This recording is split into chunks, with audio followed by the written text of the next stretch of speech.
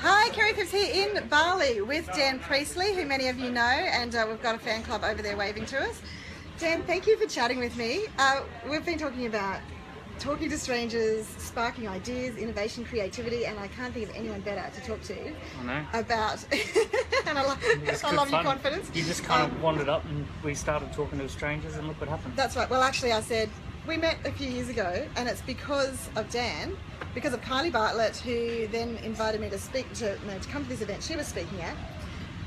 And then I met Dan. So then I get an email from Dan a few weeks later saying, you have to come to Sydney and see Paul Dunn. And I'm like, oh, I don't need another trip to Sydney, but I have to, because everything Paul said totally resonated with me about connection, about impact, making a bigger difference in the world. So I was like, okay, I have to go to that too. So then I joined B1G1 as a lifetime member, and here we are in Bali and at the end of the B1G1 Business for Good conference. So if you've seen any of the other videos, you know all about that. If you haven't, go back and check out the videos, especially it's been good. Where I've been talking to some incredible entrepreneurs, and that describes Dan very well.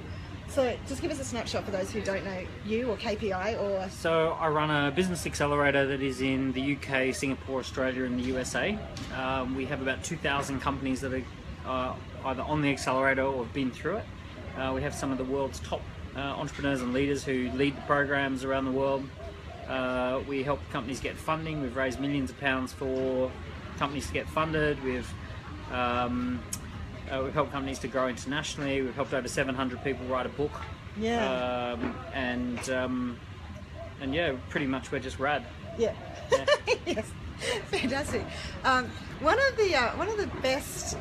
Well, there's so many great things about talking to strangers, but one of the things that I've really been aware of in the last couple of years is the way that there's an exchange of ideas that wouldn't happen if you just talk to people who are like you, who think like you, who agree with you, because maybe your ideas are not the best and you don't want to be just agreed with all the time. And I think we have to be, if we want to be growing and if we want to be making a difference, whether you're in business or in any environment where you want to make a change in the world, you need to be able to be challenged. And I love it now when somebody says, oh, I don't agree with that.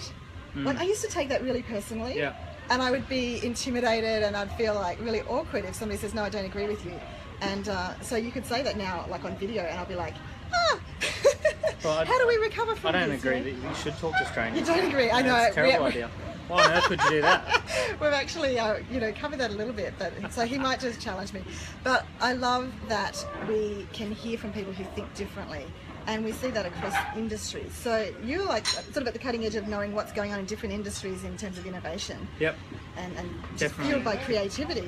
Cutting edge. Tell us what's happening in different industries. industries. Well, I mean, to your point about different industries being impacted by people who are outside of the industry. If you think about who are the biggest disruptors in the automotive industry right now, you've got a guy whose last business was PayPal, and Silicon Valley, ones and zeros entrepreneur, coding software, building websites, and who's now out there interrupting NASA and spaceships, and simultaneously interrupting the automotive industry and simultaneously interrupting the energy industry. And is applying Silicon Valley lean culture to big mature industries, and it's through that different thinking. Of course, I'm talking about Elon Musk and Tesla and SpaceX and Solar City. So it's that difference of worldview that is having the biggest impact, and he's obviously led Apple into that space. Apple now is spending more on R&D for automotive than the top 14 car companies combined. Wow. So by 2020, Apple aims to be a leading device supplier, and of course that device is the car.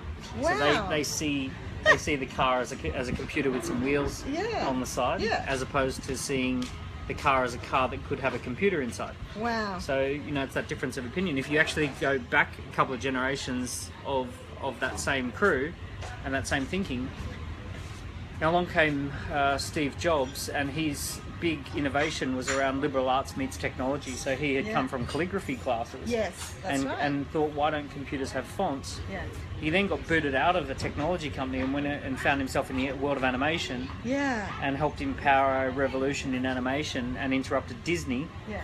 And then from that world of animation, he came back and interrupted the world of computers again by applying very graphical interface thinking with iPads, with iPhones, with the way the computers were created and music, and he actually brought that world of arts and creativity back into the computer landscape and interrupted that. So it's it's that talking to strangers. It's when a computer guy talks to an animation guy. It's when a PayPal guy talks to a set of rocket engineers and that sort of stuff. And that's how the world's changing at the moment.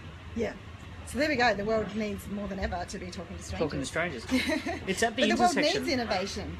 We work with thousands of entrepreneurs, and when we hit upon this like magic moment where they go, but I'm not that, the argument originally is always, but I'm not that different. Yeah. And I'm not different is true when you just go down that linear path of their career as it relates to their industry.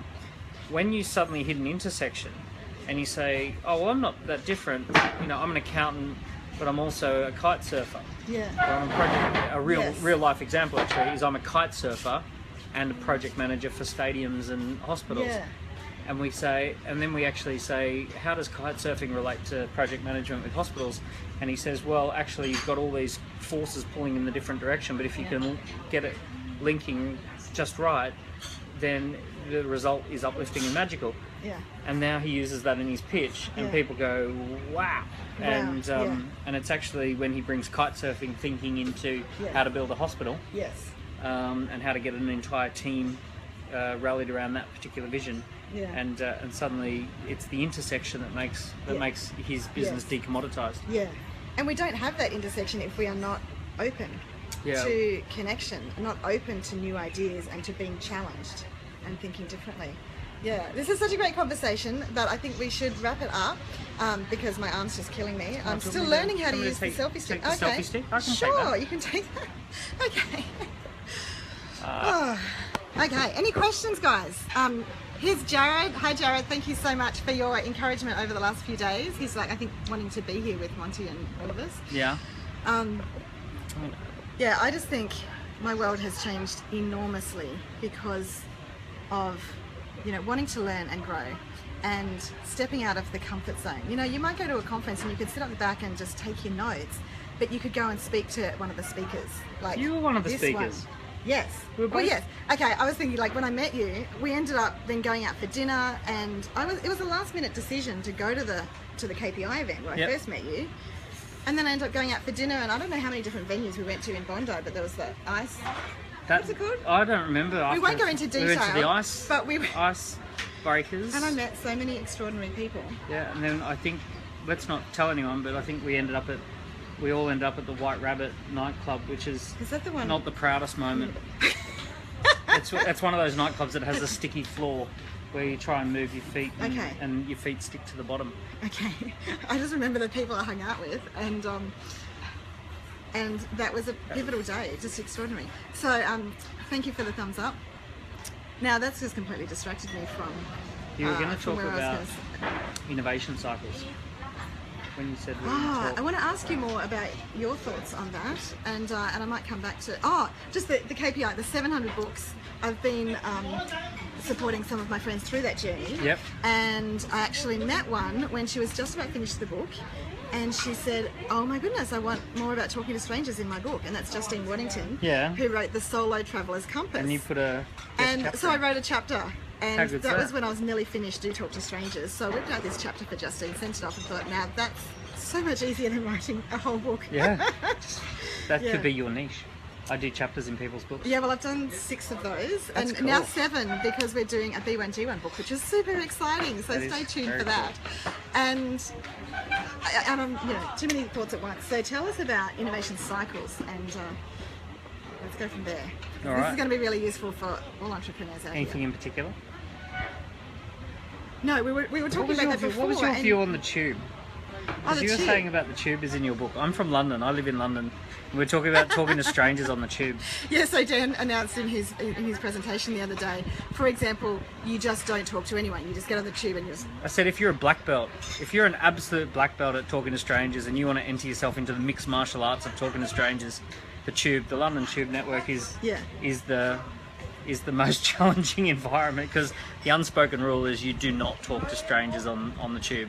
Yes. And I just went, there's a chapter in my book about the unwritten rule, because my dad broke it. And Talking to strangers on the tube. he did. And then Mum has... I remember that on the news. Yeah. They said there was someone talking to strangers on the tube. Yeah, an Aussie with a slouch Yeah. hat. Yeah, he looked like a farmer from 1915, because he actually was reenacting a World War II march that ended up on the Western Front. So do you think people should talk to strangers on the tube? Well, look, yes, I do. Because I've had a conversation this morning with somebody else who travels on it. The thing is, people feel isolated, but they think that that's better than stepping over this awkward line and connecting, because they don't expect the best. They're expecting the worst, and you know, I sort of heard that from On you. the tube, as soon as you go into... But you know what? As soon as you go down the escalators, Yeah. you just expect the worst of humanity right there. Wow. Just say, leave me alone. Yeah. If you're down here, I don't want to know. So is it that the worst kind of people travel on the No, tube? great people travel on the tube. Absolutely. And so those same people could walk into a conference venue with you a few minutes later, and then you're like, oh, you were on the tube, but like I thought you were like one of those tube people. Yeah, tube's kind of like the elevator. You know, if you get into a crowded elevator That's and you're in the having book as well. and you're having a conversation and you go just quiet. Yeah. Yeah. I met Wayne the other night here at dinner, and Zero Australia. So and I was how like, do oh, so you know my start friend a- Anna. How do you reckon you'd start a conversation with someone on the tube? Oh, gosh, there could be anything. Because, you know, I do Sydney trains, and I know Yeah. that's not as intense, but, you know, a lot of people will not talk to strangers on the Sydney trains. And every time it's different. And I actually share some of the best stories that I share in my presentations are from that. I want to show photos and everything, but sometimes it's just you notice somebody and you're like, I like something about them. You know, it's just a gut feel. And sometimes you can't even articulate what it is. So you can't just go, wow, you look like a really caring person. Like, that would be weird. But there's just something you like about them. So if you can catch their eye and just, you know, it might be, you know, good morning. If you just give someone a smile, then they'll respond to you. And if they don't, if they like glare at you, then number one, don't take it personally. They might be glaring at you because they're just thinking, I don't know how I'm going to solve this problem at work, you know, and they're not even really seeing your smile. Because if they see your smile, they can't help but smile back. And so you sense, is it safe? You might just say good morning. You might just say, you know, what are you looking forward to this weekend? Or I'll tell you something strange. Yeah. I was once on the tube and someone hit me with a big smile, and I remember it vividly. They hit you with a big smile. They hit me with a big smile. I was sitting across and they just gave me a big smile, like directly giving me a big smile. My first response was, what are you doing smiling on the tube? What are you doing? You're breaking all the rules. Go you, whoever that was. What sort of person smiles on the tube, you psycho?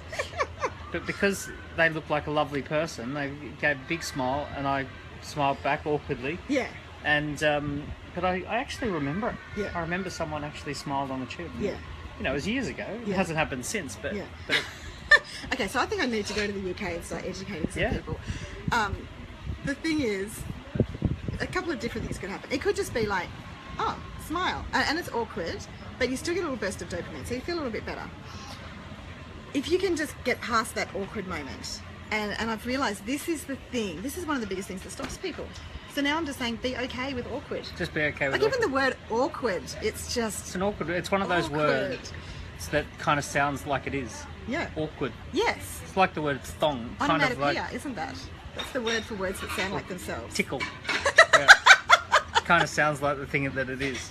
Laugh doesn't sound like laugh though, does Laugh. it? No, just like boom Depends or how something. you laugh. So, so yeah, just get past the awkward. Just be okay with being in that moment for a sec. So what could happen is, like, let's say that person smiles at you. They don't know. You could be. I mean, you could just be sitting there thinking about your business and changing the world and doing awesome things.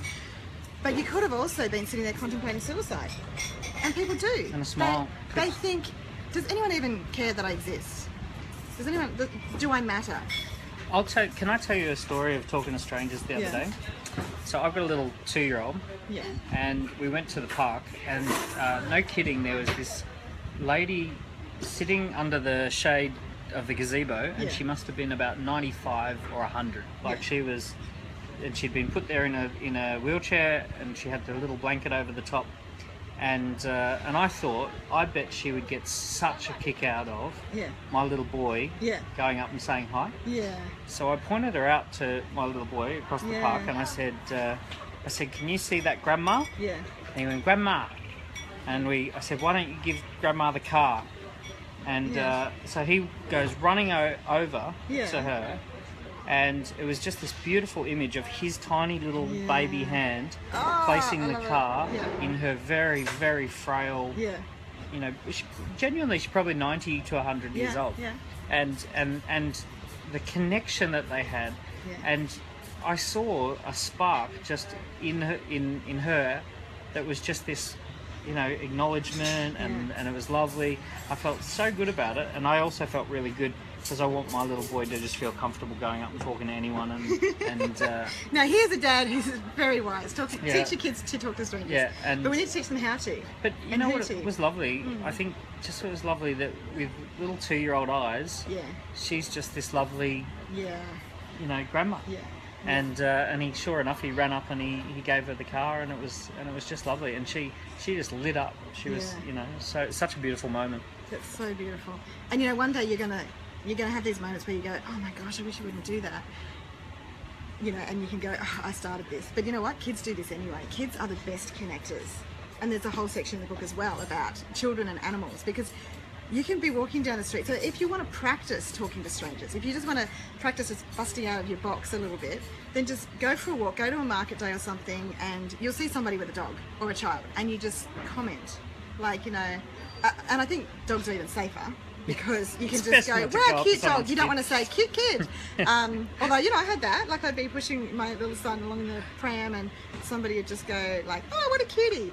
So you just got to sense this, and you don't want to say it awkwardly, because then they go, ooh, like, what's he, you know, what's that about?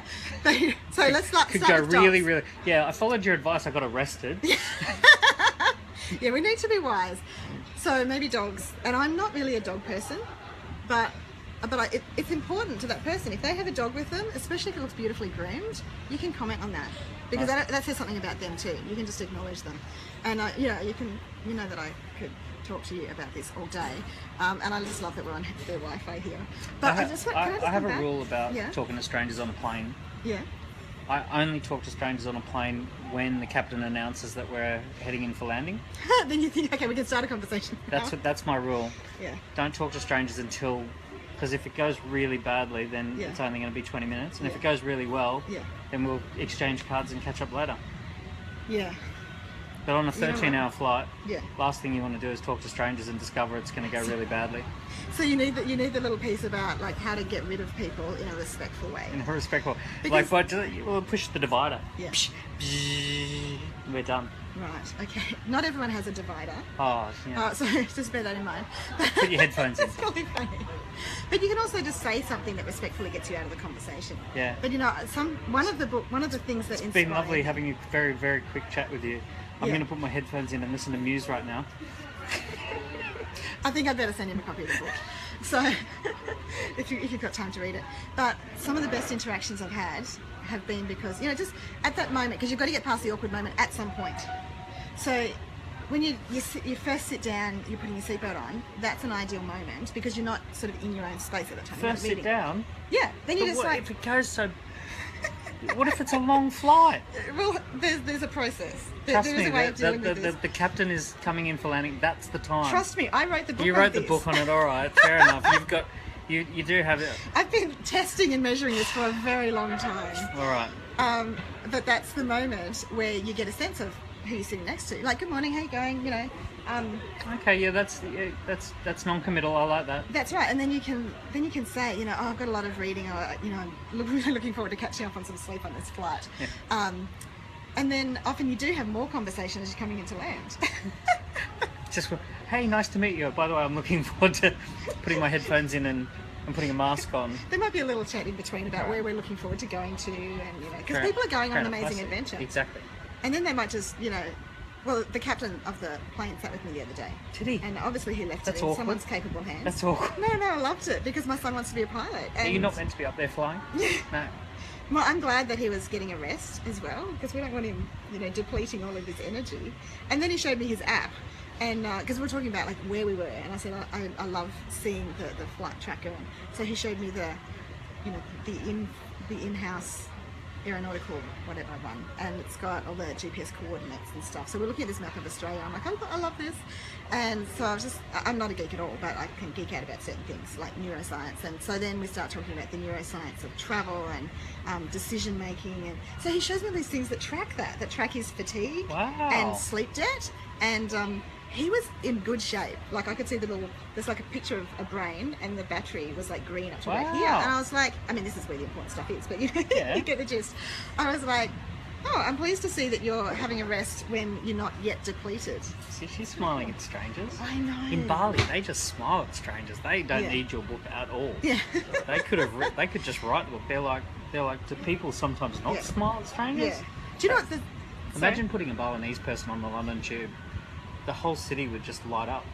That's actually, if you really wanted to impact... I need to take one with me. If you want to impact London, this would be the thing. You just get the whole Balinese community and just have them ride the tube.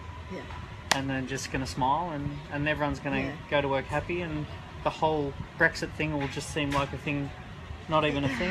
You know what, the UK does need some encouragement right now, don't We need some Balinese people. Yeah. They're so smiling.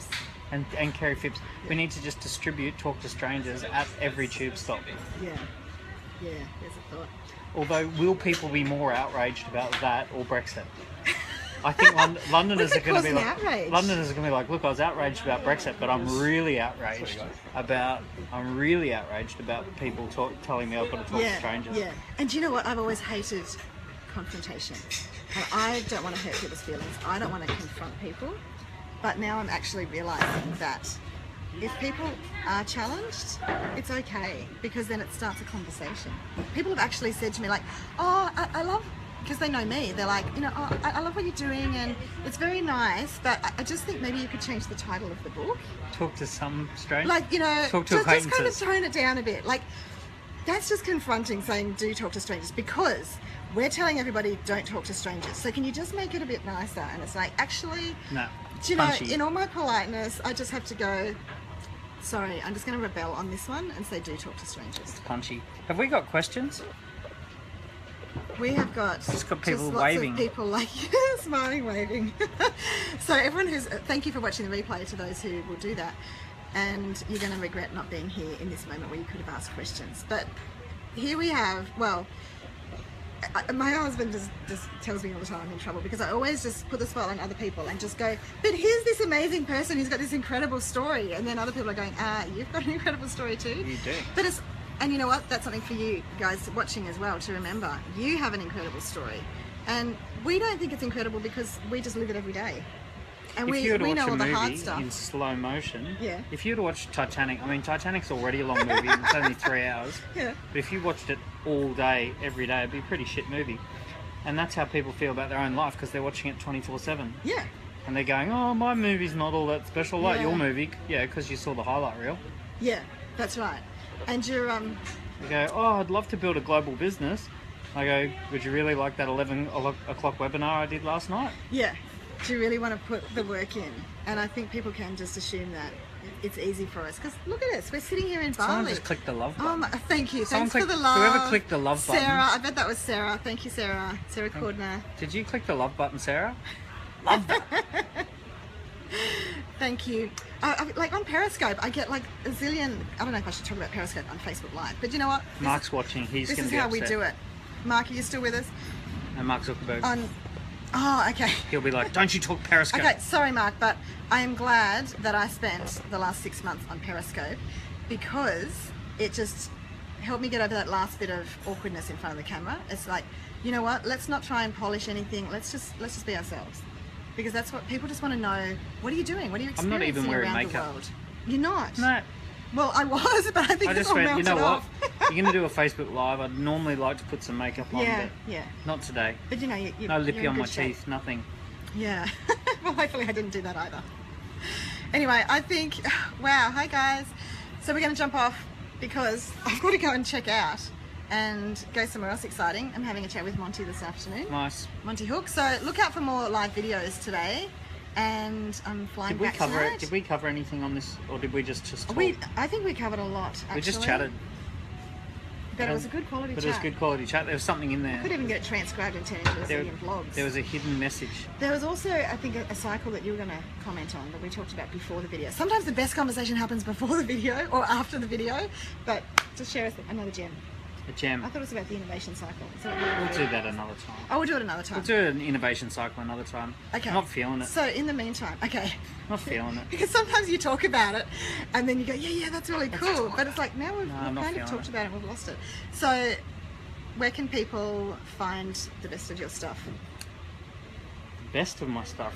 Still Well, working. I'm still working on the best of my okay. stuff. The best of your stuff till now, so far. Well, they can find my books on Amazon. Yeah.